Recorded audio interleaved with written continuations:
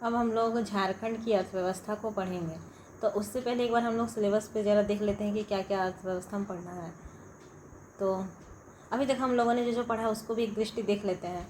तो ये जो पोर्शन है ए, झारखंड का इतिहास, ये हम लोगों ने अभी तक नहीं पढ़ा है, इसको बाद में पढ़ लेंगे। इसमें से हम लोगों का ये सेक्शन हो चुका है, बी हो चुका है, सेक्शन सी भी हो चुका है, सेक्शन डी भी हो चुका है, ई भी हो चुका है, एफ भी हो चुका है, जी बाकी है, एच बाकी है और आई में लगभग हो चुका है। केवल अभी खान और खनिज हम लोग पढ़ने वाले हैं, जो कि अर्थव्यवस्था के अंतर्गत ही आएगा।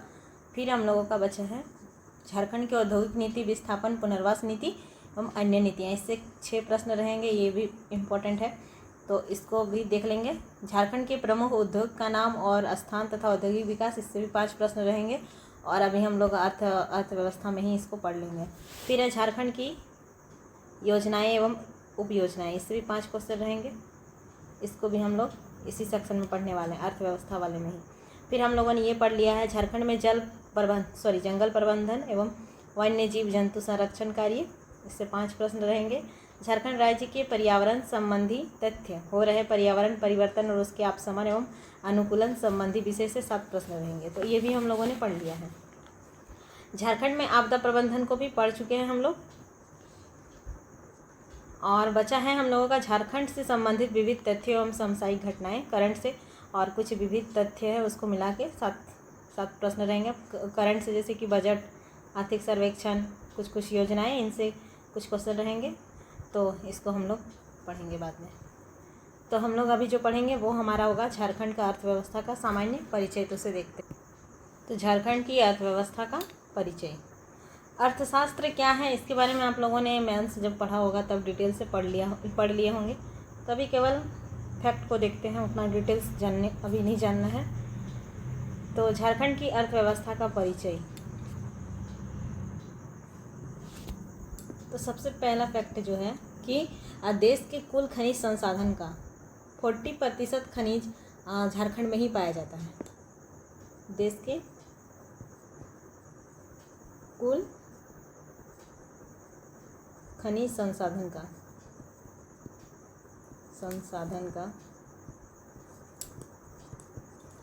40%, तो इसको आपको याद रखना, ये क्वेश्चन बहुत बार पूछा गया है। 40% झारखंड में पाया जाता है और इसी कारण झारखंड को रत्नगर्भा की संज्ञा दी जाती है और एक भारत का रूर ये भी कहा जाता है। रूर जो है वो जर्मनी का एक प्रदेश है, वहाँ पे भी झारखंड की भांति ही खनिज ज़्यादा मात्रा में पाए जाते हैं, जिसके कारण रूर की संज्ञा झारखंड को दिया गया है। भारतीय खनन ब्यूरो के अनुसार, भारतीय खनन ब्यूरो के अनुसार झारखंड में लगभग 58 प्रकार के खनिज पाए जाते हैं। झारखंड में लगभग 58 प्रकार के खनिज पाए जाते हैं और इन खनिजों के बारे में हम लोग नेक्स्ट जो चैप्टर होगा उसमें हम लोग पढ़ेंगे, जिसके कारण यहाँ की अर्थव्यवस्था का मूल आधार खनिज संसाधन है और उन पर निर्भर उद्योग धंधे हैं। तो एग्जाम में एक क्वेश्चन पूछा जाता है कि झारखंड की अर्थव्यवस्था का मूल आधार क्या है। ऑप्शन में आपका कृषि मिलेगा, उद्योग मिलेगा, खनिज मिलेगा, खनन मिलेगा, जो मिले, लेकिन आपको मारना है कृषि। तो इसका मतलब अर्थव्यवस्था का मुख्य आधार हमारा कृषि है, इसे याद रखिएगा। भले ही आपको बहुत बार लाइन दिखेगा कि झारखंड की अर्थव्यवस्था का मूल आधार खनिज संसाधन और उन पर निर्भर उद्योग धंधे हैं, लेकिन आपको मारना कृषि ही है। झारखंड में खनन कार्य के लिए बहुत सारे उद्योगों का भी निर्माण हुआ और जिसके कारण क्या हुआ कि औद्योगिक शहर भी बन गए। कुछ औद्योगिक शहर क्या क्या है देखते हैं।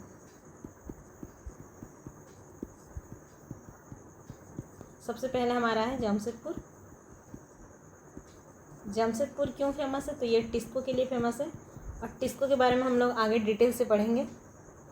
नेक्स्ट जो है हमारा फिर दूसरा रांची, रांची HEC, वहाँ पे हम लोग पढ़ेंगे HEC हेवी इंजीनियरिंग कारपोरेशन। फिर बोकारो है औद्योगिक शहर और ये सेल के लिए फेमस है। फिर धनबाद BCCL। तो ये कुछ औद्योगिक शहर हैं। अब हम लोग देखेंगे कि देश में जो है औद्योगिक दृष्टिकोण से झारखंड कुछ चीज़ों में प्रथम स्थान में रखता है। तो कुछ महत्वपूर्ण फैक्ट जिसको आपको याद रखना है। देश में झारखंड प्रथम जिसमें है, तो देश का प्रथम उर्वरक कारखाना जो कि क्या है, सिंदरी, वो है कहाँ, धनबाद में। तो पहला देश का प्रथम उर्वरक कारखाना सिंदरी में है, इसको याद रखना है। दूसरा है देश का प्रथम, आप लोग इसको इस प्रकार से याद रख सकते हैं, उर्वरक जो है वो हम लोग मिट्टी पे डालते हैं और झारखंड में लगभग 90% लाल मिट्टी पाई जाती है, लाल मिट्टी। और सिंदरी जो है ये थोड़ा सिंदूर जैसे साउंड कर रहा है, तो सिंदरी और लाल, सिंदूर किस कलर का होता है, लाल कलर का, तो इससे रिलेट करके कर सकते हैं। देश का प्रथम लौह इस्पात उद्योग, पहला लौह इस्पात उद्योग जो कि कहाँ है हमारा, जमशेदपुर, वही टिस्को, जिसकी स्थापना 1907 में होती है। फिर है एशिया की सबसे बड़ी कोलवासरी,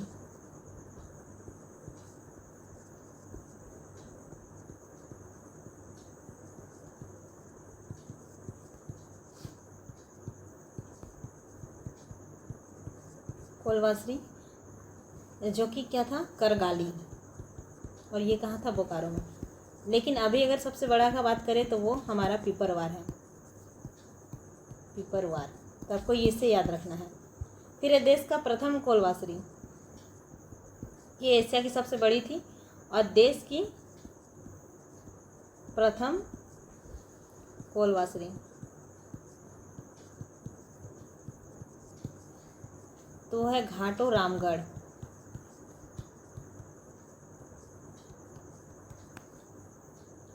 फिर है देश का प्रथम मीथेन गैस कुआं जो कि क्या है, पर्वतपुर,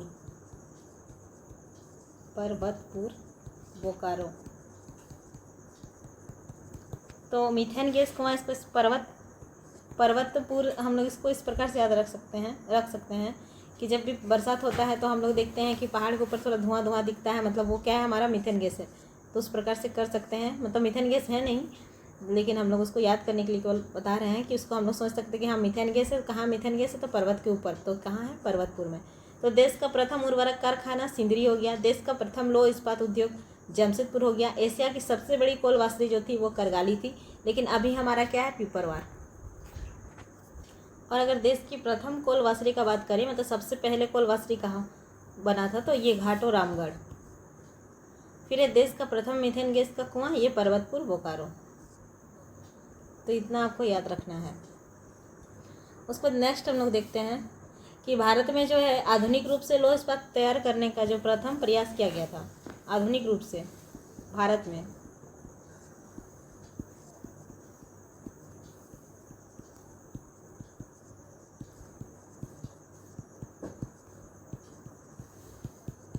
तैयार करने का प्रथम प्रयास 1779 ईस्वी में धनबाद जिले के झरियाम किया गया था, धनबाद के झरियाम किया गया था, लेकिन ये असफल था। लेकिन अभी झरिया क्या है, कोयले के लिए प्रसिद्ध है। और भी क्या हुआ कि राज्य में खनिज आधारित उद्योगों का विकास हुआ, खनिज आधारित उद्योग।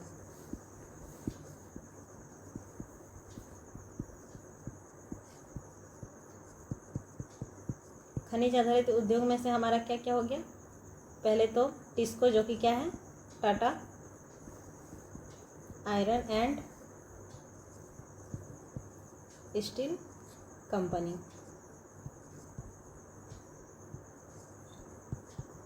टिस्को, इसके बारे में डिटेल्स पढ़ेंगे। और उसके बाद है Tata engineering and locomotive, Telco, ये भी जमशेदपुर, दोनों जमशेदपुर, पूर्वी सिंहभूम।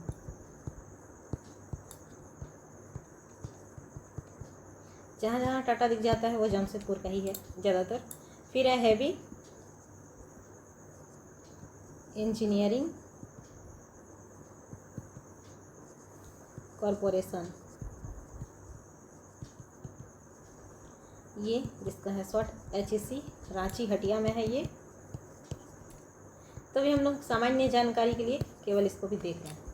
उस पर क्या है कि राज्य में जितने भी खनिज है, जैसे कि लो अयस्क, मैग्नीज, कोयला, डोलोमाइट, ये सब हम लोग पढ़ेंगे। इन सबों की बहुलता है और यही लोग क्या है कि लो अयस्क उद्योग के विकास के लिए ये लोग मतलब एक मजबूत आधार देता है।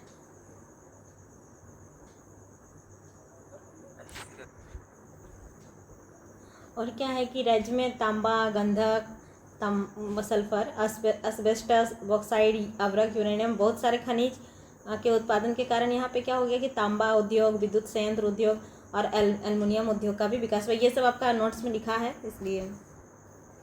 और झारखंड राज्य में परिवहन के लिए, परिवहन एवं संचार साधन के लिए सड़क, रेल, वायुमार्ग इत्यादि का विकास किया गया। और यहाँ पे क्या है कि अधिक पहाड़ी इलाका है झारखंड, जिसके कारण नदी जो है अधिकांश पहाड़ी इलाकों से ही प्रभावित होती है, जिसके कारण यहाँ जल परिवहन संभव नहीं हो सका है। एकमात्र नदी है, कौन सा नदी? तो मयूराक्षी। इसी में केवल यही एकमात्र नौकागम्य नदी है और बाकी कोई भी नदी नहीं है। तो मयूराक्षी नदी का उद्गम स्थल हम लोगों ने पढ़ा था, वो था त्रिकुट पहाड़ी। और इसका जो मुहाना है मिलती कहाँ जाके? हुगली नदी से मिल जाती है। और इसका जो लंबाई है वो कितना था? 250 किलोमीटर। और बाकी जितनी भी नदियाँ हैं उनमें मतलब नौका नहीं चलाया जा सकता है, एकमात्र मयूराक्षी नदी ही है जिस पे नौका चला जा सकता। और क्या है कि झारखंड में वनों की प्रचुरता ज़्यादा है। वनों की प्रचुरता, कितना वन पाया जाता है तो इसके बारे में भी हम लोगों ने देखे थे कि 29.81% वन पाया। अभी लेटेस्ट डाटा के हिसाब से इतना है 29.81%। तो इसके कारण यहाँ पे वन आधारित उद्योग का भी विकास हुआ है, जिसमें वन आधारित उद्योग, ये सब याद नहीं रखना आपको, केवल वन आधारित उद्योग में क्या हो गया? लकड़ी उद्योग, कागज एवं लुगदी उद्योग, ला उद्योग। तो इतना सारा वन आधारित उद्योग है। फिर देखते हैं हम लोग कि राज्य में जो विद्युत क्षमता है, कुल स्थापित विद्युत क्षमता, यहाँ पे हम लोगों ने देखा कि बहुत सारे कुल स्थापित डैम का निर्माण किया गया है, जिसके थ्रू से बिजली का उत्पादन किया जाता है। तो कुल विद्युत उत्पादन क्षमता कितनी है? तो 2735 मेगावाट है।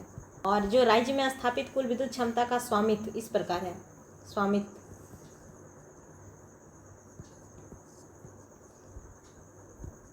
55% जो है वो केंद्र के पास है। तो इसको इस प्रकार से समझ सकते हैं कि स्वामित्व जो है वो सरकार के पास 75% प्लस 25% जो कंपनी स्थापित की गई है उनके पास है। तो 75% ये भी दो हिस्सा में टूटता है। तो 55% प्लस 20%, जो 55% है ये केंद्र के पास है, स्वामित्व केंद्र के पास। और जो 20% है वो राज्य के पास है, राज्य सरकार के पास। और जो 25% है वो हमारा निजी कंपनियों के पास है।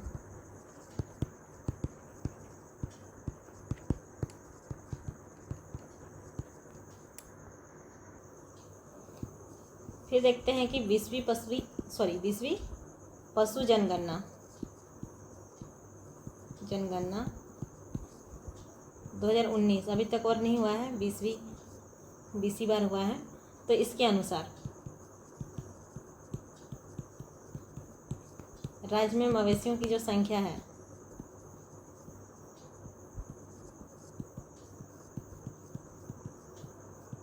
संख्या 23.6 मिलियन है। और जो प्रति व्यक्ति दूध उपलब्धता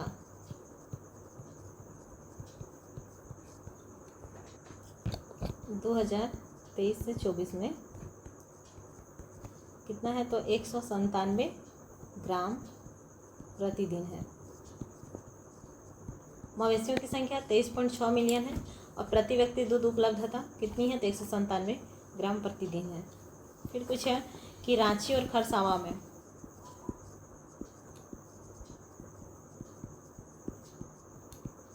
सिल्क पार्क की स्थापना प्रस्तावित है।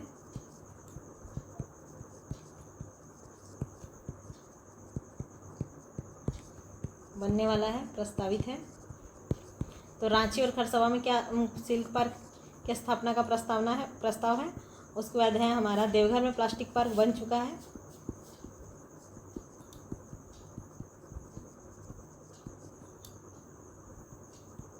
Plastic park.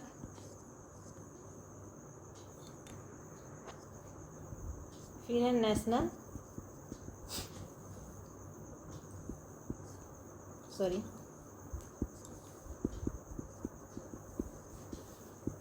इंस्टीट्यूट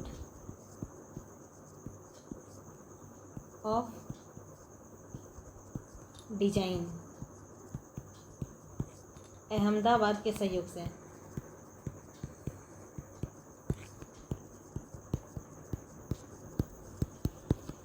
से रांची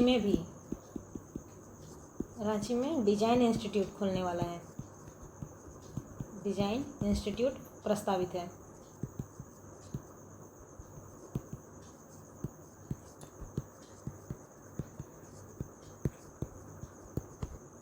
और हजारीबाग स्थित जो पुलिस प्रशिक्षण केंद्र है, हजारीबाग में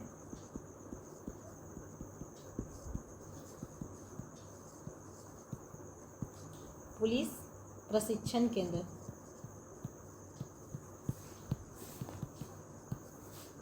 को किस में चेंज करने का राज्य सरकार की योजना है, तो ये इसको चेंज करेगा पुलिस अकादमी, इसके रूप में अपग्रेड करने का योजना है झारखंड सरकार की। फिर है अपराध अनुसंधान के लिए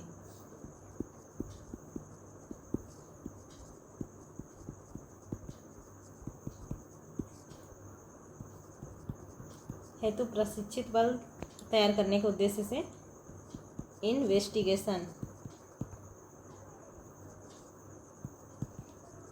इन्वेस्टिगेशन ट्रेनिंग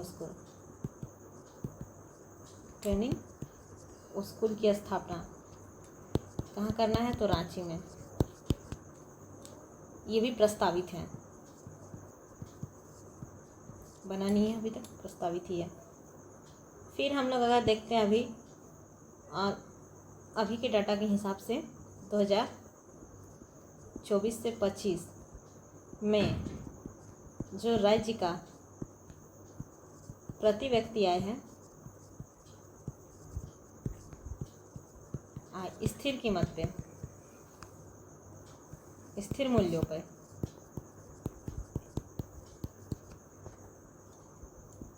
68,612 रुपये का अनुमान है।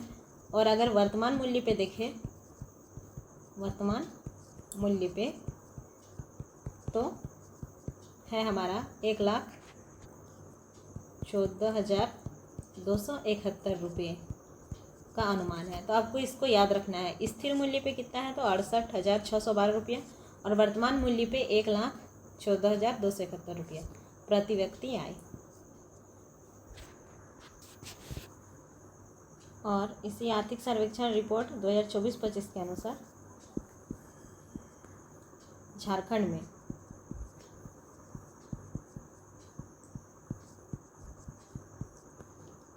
में जो जीएसडीपी है इसके बारे में आप लोगों ने पढ़ लिया होगा। जीएसडीपी में 6.7% की वृद्धि, इसको भी याद रखना है आप लोगों को। वृद्धि होने का अनुमान है।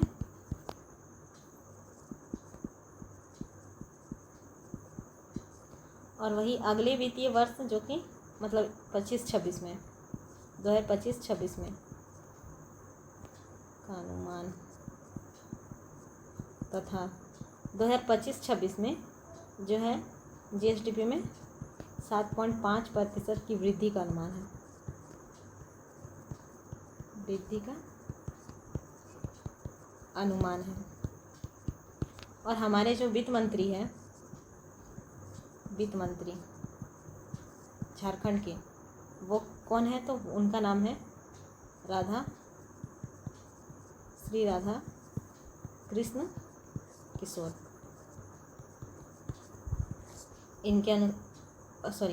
इन्होंने आर्थिक सर्वेक्षण रिपोर्ट प्रस्तुत किया है जिसमें इन्होंने ये कहा है।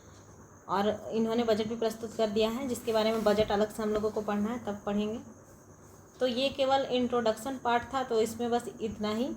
अब नेक्स्ट जो हमारा वीडियो आएगा वो हमारा आएगा झारखंड के खनिज